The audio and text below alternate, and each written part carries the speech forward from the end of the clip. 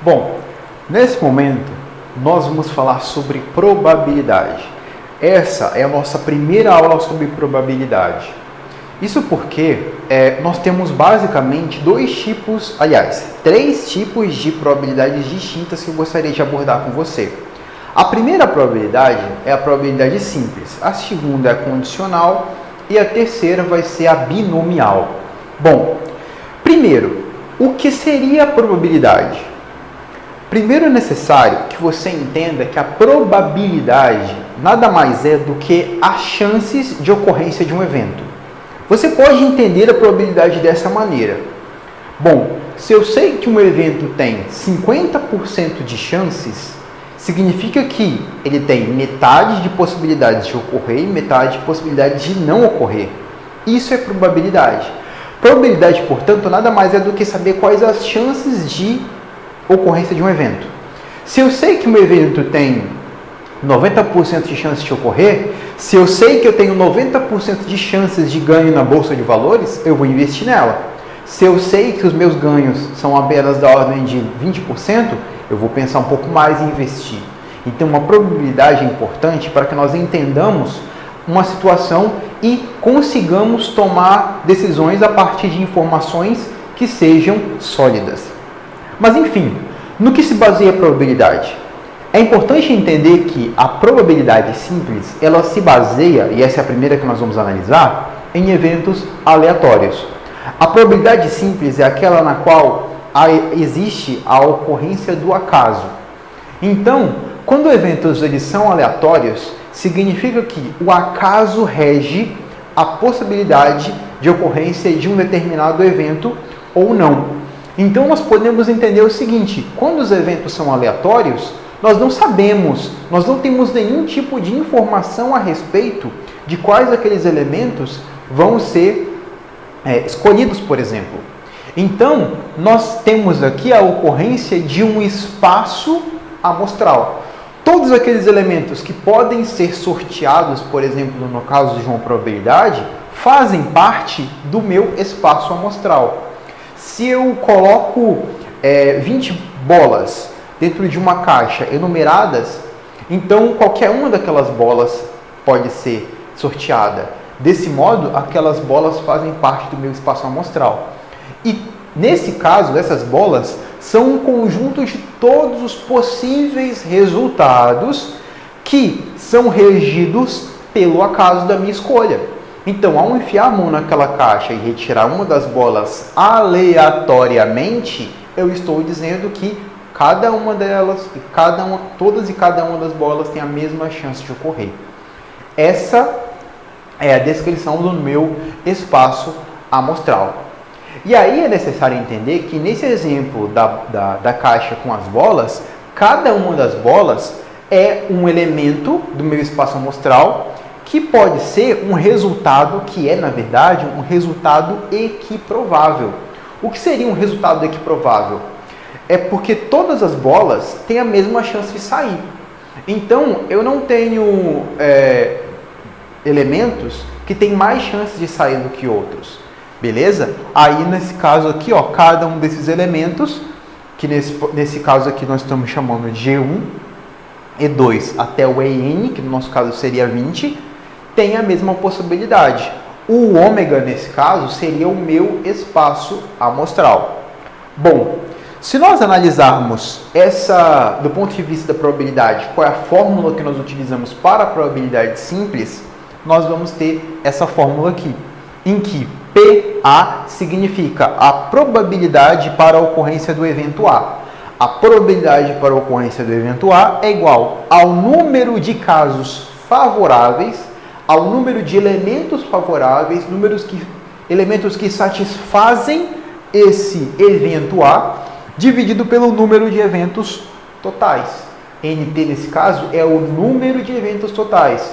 É a totalidade de eventos que são possíveis de serem sorteados no meu caso. Então, no caso da minha caixa com as bolas enumeradas de 1 a 20, eu posso dizer, por exemplo, que o meu espaço amostral é justamente o número total de bolas. Eu não tenho nenhuma chance de enfiar a mão na caixa e retirar uma bola de número 50, por exemplo. já que todas as bolas estão enumeradas apenas de 1 a 20. Então o NT nesse caso é 20. Eu poderia dizer nesse exemplo da caixa que eu quero tirar qualquer uma das bolas, qualquer uma das 5 primeiras bolas. Bom, nesse caso, o NT seria exatamente 5, porque eu tenho 5 possibilidades de retirada de bolas que satisfazem o meu evento A. A bola número 1, 2, 3, 4 e 5. As 5 primeiras que eu enumerei. Então, o evento A significa exatamente aquilo que eu desejo, aquilo que eu estou analisando, que eu estou estudando, enquanto o NT é simplesmente o número de casos possíveis. Assim, nós falamos da questão da probabilidade simples. Agora, o que seria a probabilidade condicional? De maneira muito simples, a probabilidade condicional nada mais é do que a existência de um pré-requisito para a ocorrência de um evento A. Bom, para a ocorrência de um evento A, seria o caso seguinte: quando eu estabeleço um pré-requisito para o evento A, é como se eu dissesse que eu quero um outro fator que seja importante para a ocorrência do evento A, beleza? Além do próprio evento A.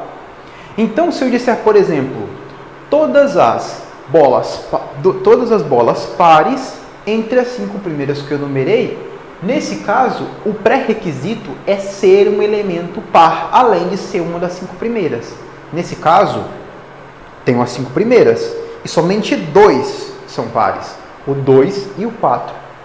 2 bolas entre as 5 primeiras são pares, a 2 e a 4.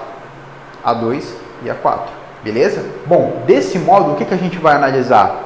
A gente vai analisar que se eu tenho um pré-requisito B, que é ser par, a probabilidade para a ocorrência do evento A, dado o pré-requisito B, vai ser o número de elementos do evento A que satisfazem o meu pré-requisito B, dividido pelo número de eventos B. O número total de elementos que satisfazem a minha condição. Essa é a fórmula utilizada para o cálculo de uma probabilidade condicional. Aqui eu gostaria de dizer para você o seguinte: não fique, eu digo isso porque eu mesmo não fiquei, na minha época de estudos, preocupado com essa questão da decoreba da fórmula em relação à probabilidade. O mais importante em relação ao estudo da probabilidade é conseguir identificar as informações na questão. E identificar as informações na questão significa interpretar a questão de modo a saber quem é o evento favorável e quem é o evento total, justamente para o cálculo da fração. Aqui você também precisa se lembrar que esse cálculo de fração também está associado ao cálculo decimal e à probabilidade e à porcentagem. Dominar a fração, dominar o número decimal e a porcentagem são essenciais para um bom resultado nesse tipo de trabalho. Por fim, nós falamos aqui sobre a questão da análise combinatória. E por que eu gostaria de fazer um link aqui com a análise combinatória? Porque você deve se lembrar que eu expliquei que a análise combinatória nada mais é do que o número total de eventos dado um pré-requisito.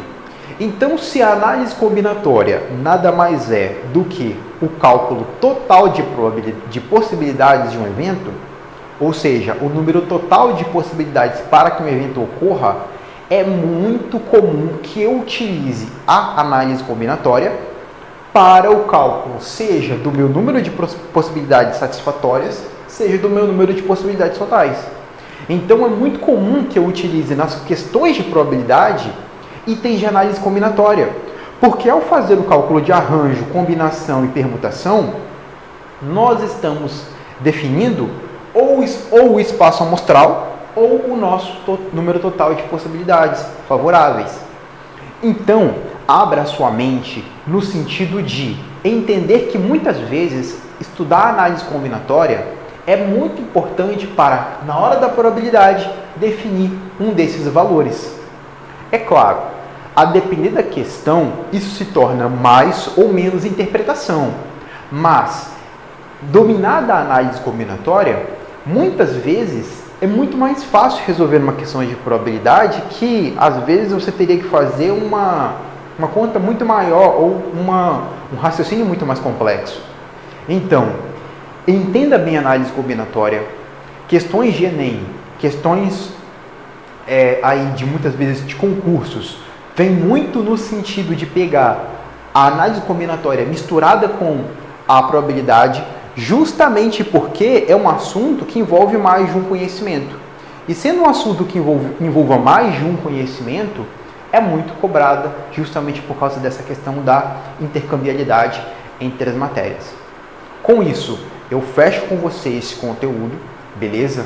Ficamos aqui para fazer exercício dessa matéria, que assim, são extremamente importantes. Estude bastante esse conteúdo, porque sempre cai questões assim no Enem, beleza? E no mais, bons estudos e conte sempre conosco.